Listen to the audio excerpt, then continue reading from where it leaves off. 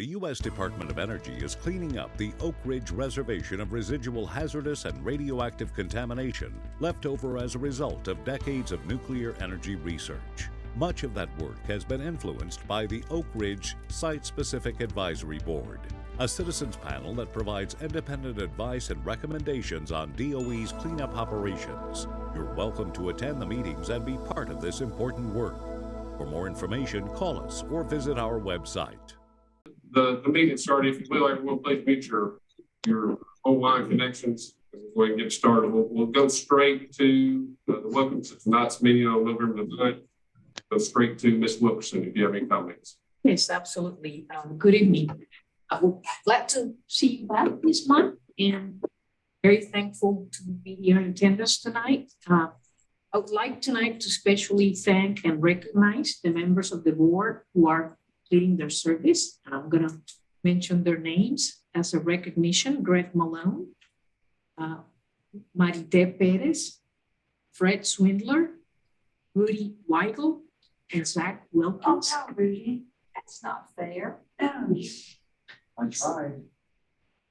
So we appreciate the time and effort that you all have given to our Oak Ridge Office of Environmental Management program during your terms. Input from stakeholders is really important to our goals here to clean up the legacy of the Manhattan Project and the Cold War. And we thank you for choosing to learn about our program and offer that critical feedback on behalf of your communities. So during tonight's meeting, you will get a briefing and a presentation about our U-233 disposition project. This is our highest priority at the Oak Ridge National Laboratory. And we appreciate Nathan Filosi, who is the manager in charge of our cleanup activities at the Oak Ridge National Lab, that will be taking you through the presentation today. We're also excited that the board members are going to have an opportunity tomorrow to have a tour of the project and to actually see in more detail and learn more about this important project in tonight's presentation. So these projects can be pretty complicated. It's always, I guess, great, I think, to give you all a different perspective when you can see it firsthand by visiting the site and looking at what we have to do there. I wanted to provide several quick updates to catch you up on things that have happened in our program since the last meeting in October. So first of all, our top accomplishment in October was to begin processing of the uranium-233 inventory at hot cells facilities at the Oak Ridge National Lab. You will hear again more about that tonight from Nathan. But this is a huge accomplishment for us. It was work for several years to be able to get to the point where we were ready to process. And I think it's an activity that is not only providing a benefit from the standpoint of reducing risk for the EM program, but also is providing a benefit to the community in general. And hopefully Nathan will get into more detail on that. I don't want to steal his thunder, so I won't give you any more of the exciting news on that. I'll let you do that. So the other thing, at Y12 earlier this month, we transitioned 18 acres of land where we used to have the biology complex, which was a massive complex of buildings that were pretty deteriorated and needed to be demolished. And we had completed that demolition in previous years, and we're focusing on completing the removal of slabs and characterization of the soils and any remediation that needed to be done to be able to transition that land back to the program at Y12. And we just completed that transition earlier this month. And that will enable the National Nuclear Security Administration to build a new production facility for lithium. So that's, one example of how our program is providing value to the other programs within the reservation, as well as the Oak Ridge community. So we mentioned our last meeting that we had completed signing of a very important document for our program, which is the record of decision for the environmental management disposal facility that we did in conjunction with the regulators. I want to thank the board for its support over the years with recommendations related to on-site disposal. Those were key in supporting that effort and getting us to that point. Now that we have gotten the record of decision signed with the support of the Environmental Protection Agency and TDEC, we are committed to keeping the public informed. And as that project progresses, we will have opportunities to do that. The first one is coming up on December 8th. We will have an information session at the Scarborough Community Center about the project, and it basically will provide an opportunity to share the latest details that we have and make our staff available for any questions that the community may have on the project. We are also excited that we issued our update for our 10-year plan, our 10-year cleanup plan for the Oak Ridge cleanup program. And I believe that was shared with everyone last week. If you don't have it, Melissa can provide it to you. But that document is really helpful for our employees and contractors, but also for this board, because it provides our goals, objectives, and timetables for the major projects that we are going to accomplish within the next 10 years, beginning in 2022. So it gives a great picture of what our overall strategy is and how we're going to ensure that we make progress at the 3 DOE sites within the reservation, and basically as metrics for us to be able to measure our progress. And we will be updating that plan on a biannual basis. So it's going to be a living document that we will provide you with updates on. And lastly, I would like to continue to highlight that we have a monthly news show. You've probably seen the Energy Cast Oak Ridge, where we provide updates on things that are happening in the program. It comes on local community television channels every week, and the episodes are also available on YouTube for your view at your leisure. So I think this is a great way to get the latest updates on a wide variety of issues or activities going on in our program. And also we feature sometimes our leadership from headquarters and messages or things that they're working on that may impact us as well. So again, thank you for your attendance tonight. And with that, I will turn it over to the next speaker. Thank you. Thank you so much. Anyone online with EPA would like to make a comment? Hi, this is Samantha Urquhart Foster. I'm glad to be here and am really looking forward to, the future work coming up. I mean, so much has been accomplished at DOE, and I believe the tri-parties are working to try to make progress happen faster. And, I think we're working better together now. And, I mean, some things just take time, but really grateful for you guys' support. And feel free to reach out if you have any questions from EPA.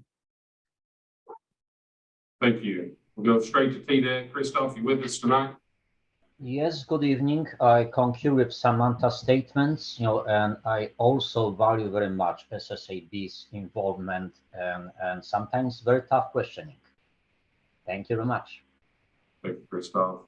And to go along with Ms. Wilkerson's comments about the retiring board members, thank you for your service. I know we've gathered a lot of information, a lot of knowledge from you through the years of your tenure here on the board, and we're going to miss you. Wish you the best in your future endeavors. Ms. Jones, I think you got a bio for Mr. Pelosi. Would you like to tell us a little bit about him before we turn the floor over to him? Absolutely. Thank you, Leon. Nathan Pelosi is a portfolio federal project director for environmental cleanup at Oak Ridge National Laboratory as part of DOE Oak Ridge Office of Environmental Management.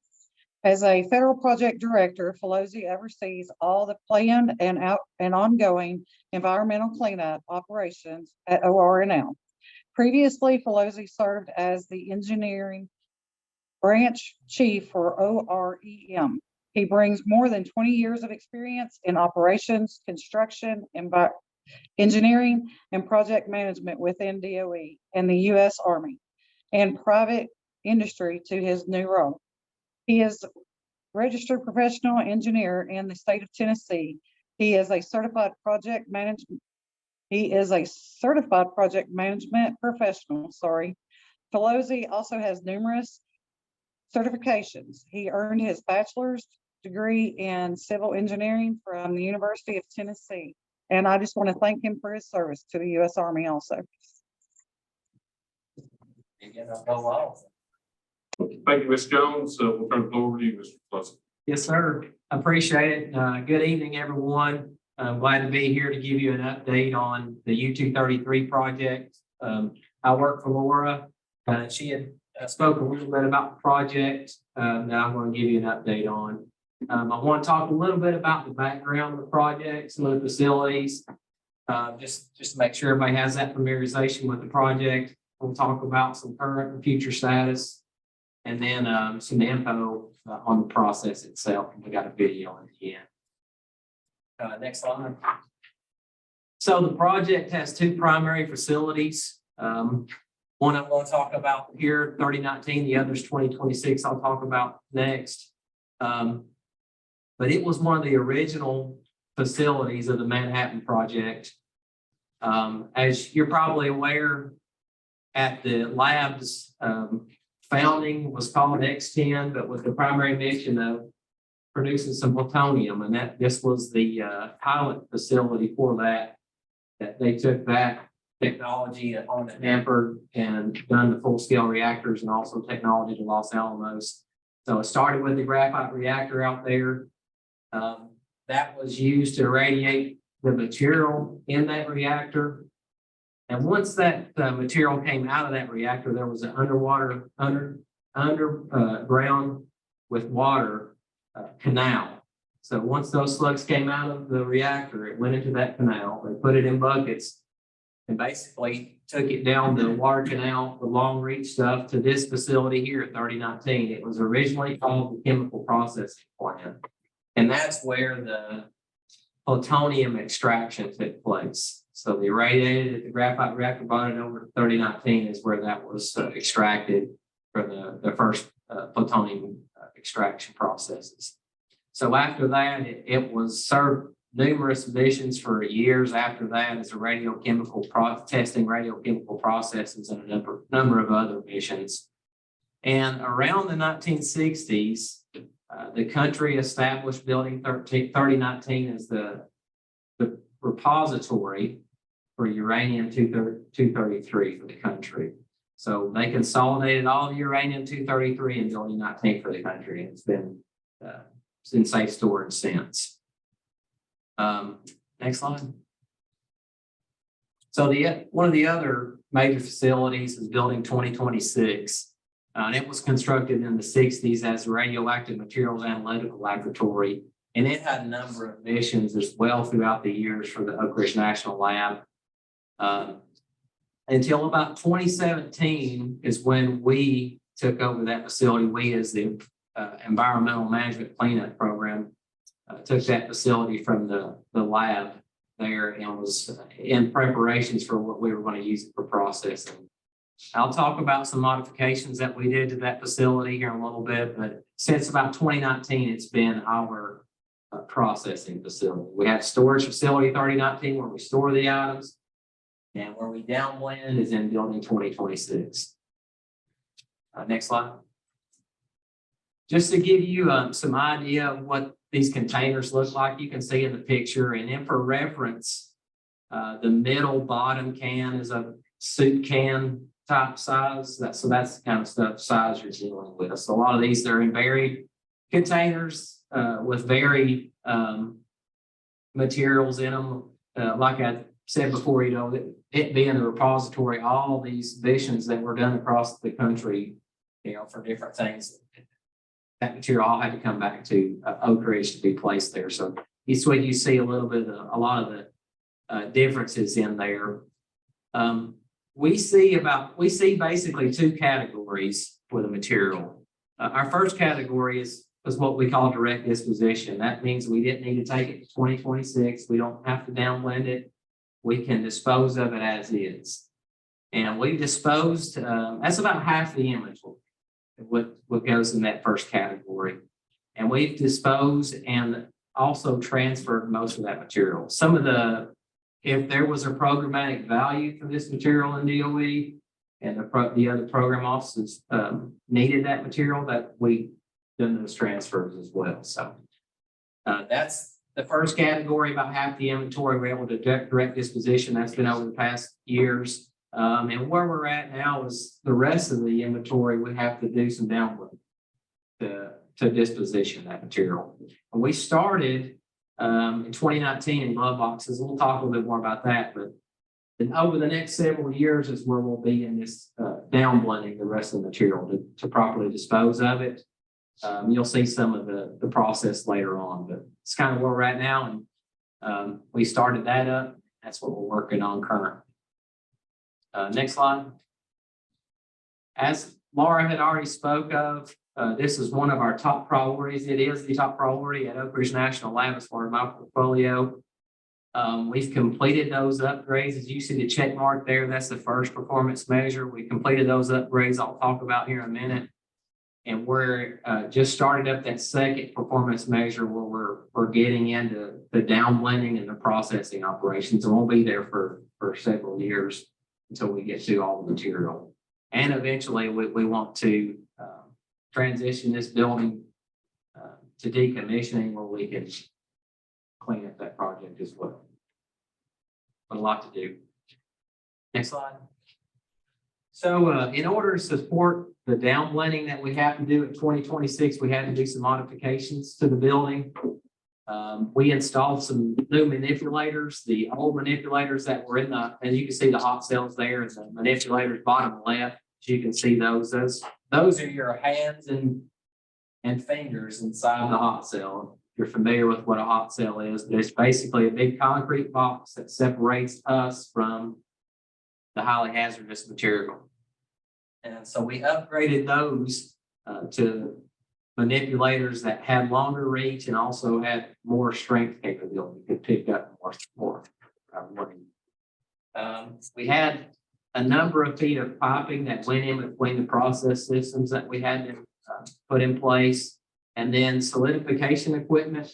So you'll see later on that after we downblend the uranium-233, we're downblending it into a low-level waste, which is in a big tank that we call it solidifying, but it's basically cementing it, making a big rock out of it. And we're able to disposition that in Nevada.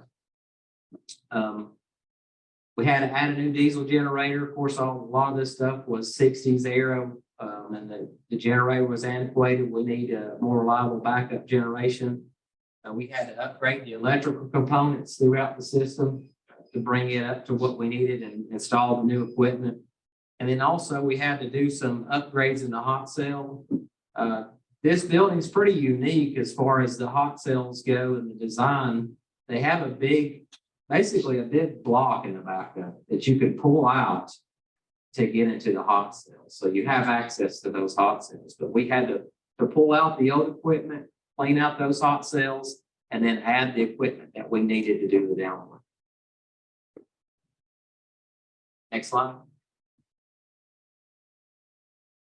So in parallel with our facility mods, we were also able to take advantage of processing or downblending some low dose containers that you could do in glove boxes. We had a subset of those to where the dose wasn't too much when we could use the glove boxes. So we're able to accelerate the start process in using that. And we did process over 10 kilograms of U-233, got disposition, and also extracted some thorium, which I'll talk about here in a minute, which is unique to this project as well. So we're complete with all those. So the rest of that inventory we talked about will require hot cells. The dose is too much for us to be in close proximity to it, so you have to use those hot cells. Next slide. So after the mods were completed, we spent a considerable amount of time in testing all that new equipment, making sure it all worked together, and also going through DOE's commissioning process, which is extensive. We call it readiness reviews, but big deals. I mean, you're really having to spend a lot of time getting ready for the game here. I mean, this is kind of the national championship of getting your facility started. And that review had to come out of DOE headquarters. We couldn't do that locally. The approval level was higher at DOE headquarters, but we were able to get through all that and received approval from DOE headquarters to start hot cell processing last month. So you can look at the pictures there too, how the operators are doing the downblending, and you'll see some of that from what I hear. Some folks will on the tour tomorrow, so that'll give you an idea of what you're looking for there. But we're also starting slowly as well. We're starting with one set of hot cells because there's multiple hot cells here that we'll wrap up to. But we're starting with one set of hot cells. And once we get through a few of the containers that we're downblending and we feel confident that we can move and expand out to those other cells, we'll do that. And we're doing that in a methodical and detailed approach. But eventually we'll get up to full operations, all those multiple cells, so we can get through the material quicker, because we do have hundreds of containers to get through. Next slide. So another unique thing about the project, we have a partnership to provide some rare isotopes for next generation cancer research and treatment. Isotech, our contractor for this project, is in a formal agreement with TerraPower. The agreement is that Isotech will provide this thorium isotope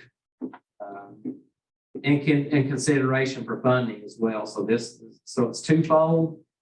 They use this thorium isotope. TerraPower takes this thorium isotope and generates what they call actinium-229. And what they can do with that actinium-229 is a new cancer treatment that they're pursuing clinical trials on called alpha targeted therapy. You may have heard of it, but it's a specific targeted cancer therapy that attacks specific cancer cells that doesn't affect healthy cells. So pretty cool in that, but also, so that's happening, but also we're getting funding for that to happen as well. So that's reducing the project costs. Taxpayer in that project. Next slide. I wanted to take you through a pretty good video that explains a lot of the stuff I've been telling you better in concise manner so you can see it. But pretty cool video. You can see how the process works. That waste tanks. The waste tanks, well, once it gets rocked up into that big tank, it's shipping them off.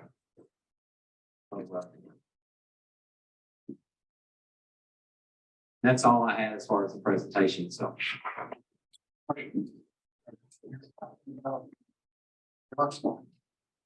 That not going out on the outside wall for point 12, that totally different. It's outside. Different, yeah. Second question, you're still getting map traps, MSRE.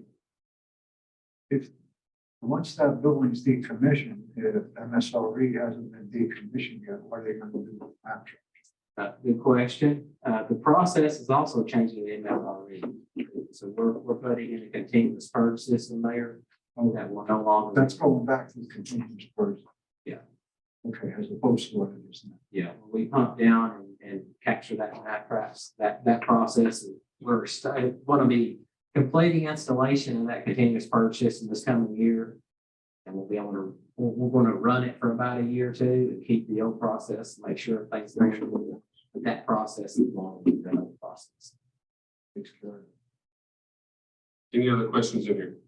And what are the target tumors that they're looking at for the actinium? I had a printout. I said I don't need it. I can bring it. But I know it's lymphoma, maybe prostate and some breast cancer. I think that's where they were targeting, but there was about 5 or 6 in there. I can get you that, but I don't recall right offhand.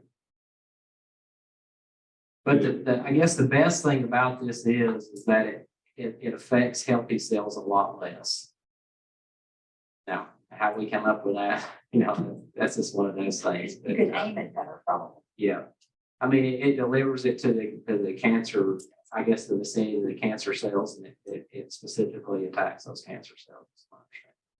Full disclosure, I'm working on another isotope that's used for cancer treatment, so I just was curious. Yeah. Actinium-229 is what they're We're using yttrium-90.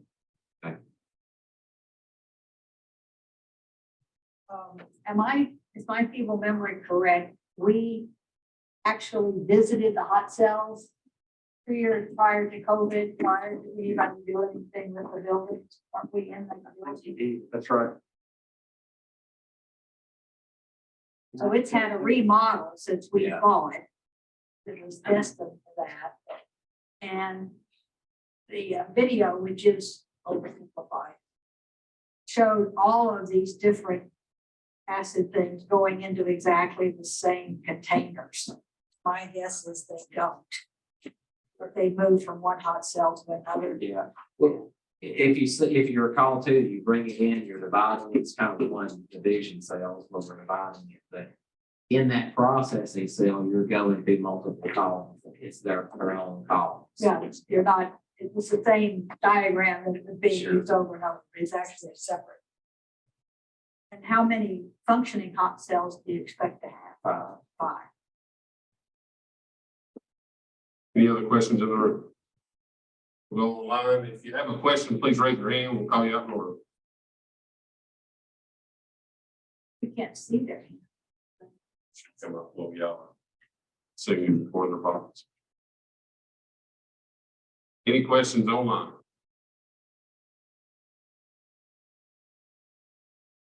Any questions in the room? Mr. Pelosi, thank you for a phenomenal presentation. Appreciate it. Very impressive. Very impressive. Go back to the agenda tonight. Any public comment period, Ms. Shelley? We have no public comments, although we will accept public comment through Monday. Any call for any additions or motions to add to the agenda tonight? Anything online, anything in the room? Ms. Shelley, recommendations? Well, go straight to the details of the next meeting. There'll be no December or January regular meeting. Board will meet again on February the 8th, 2023. The EM stewardship, February 2020. February 22nd to discuss the ongoing efforts to assure sufficient waste disposal capacity. If you've not already reached out to Ms. Shelley and got active on one of the issue groups, please do so. I think most everyone was kind of tasked and challenged to do that already, but if you've not, or you see some interest on the list of some of the documents she sent out in tonight's packet, please reach out to her and get on those issue groups. Thank everyone from EPA and DOE for coming tonight. This will conclude the presentation portion. We'll go into the board meeting. So y'all are free to leave the meeting. More business. Ms. Noe, you want to discuss possible vote if we have one? So yes. Okay. We polled our board members and our current slate of officers are willing to serve again. We've not had any other members to express interest. However, we will accept nominations from the floor. Do we have any other nominations for chair other than Leon Shields? You know, good job, leave them there. I agree. All in favor? Fine. Okay, so any other nominations for chair? All right, then we also have our vice chair. We have Amy Jones, who is our current vice chair, who has agreed to serve again. Do we have any other nominations for vice chair from the floor?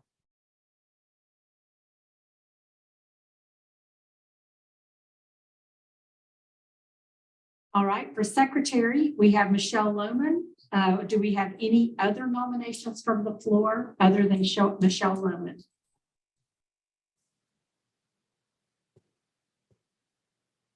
Okay, hearing no other nominations, is there a motion to close the nomination? Second. Have a Motion- motion on the floor in a second. All those in favor, vote by raising your hand online or raising your hand in the room. Ms. Shelley, you can.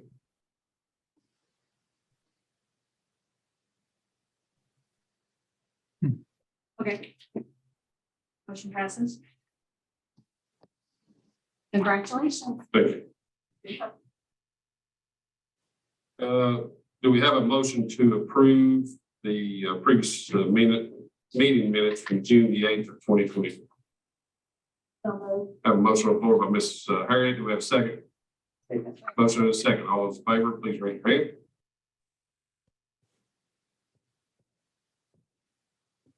Shelley, Motion approved unanimously. any other previous business that we've had to postpone throughout the months that we have to clean up tonight that you know of? I'm not aware of any now. None being so, responses and recommendations to the DDO report, Ms. Boyd. We don't have any current responses due to you. I did want to let you know that today we did receive approval of our packages from EM1. So now all we're waiting for them is to send down our letters so that we can send to our new members, and then our new members will need to accept. So we're thinking we're within a week of having this worked out. So that's all I have though. Committee reports, Mr. Shaw. Nothing really to report. Just looking forward to that next meeting, February 22nd. The additions to agenda and closing remarks. Thank you for being here. Thank you for being online. Special thanks to Ms. Shelley for making sure our virtual meeting goes well. Yeah. I know it's always a struggle, no matter where I'm at or what company we're doing it for. So she does an exceptional job. So special thanks to everybody here. Are we doing a photo tonight? You want them to Yes. stay late? Okay, so we'll do a photo right after the meeting. There's nothing else coming to the board. We have a motion to adjourn. We have a motion in a second. All those in favor say aye. Thank you for your attendance. Stand in front of you.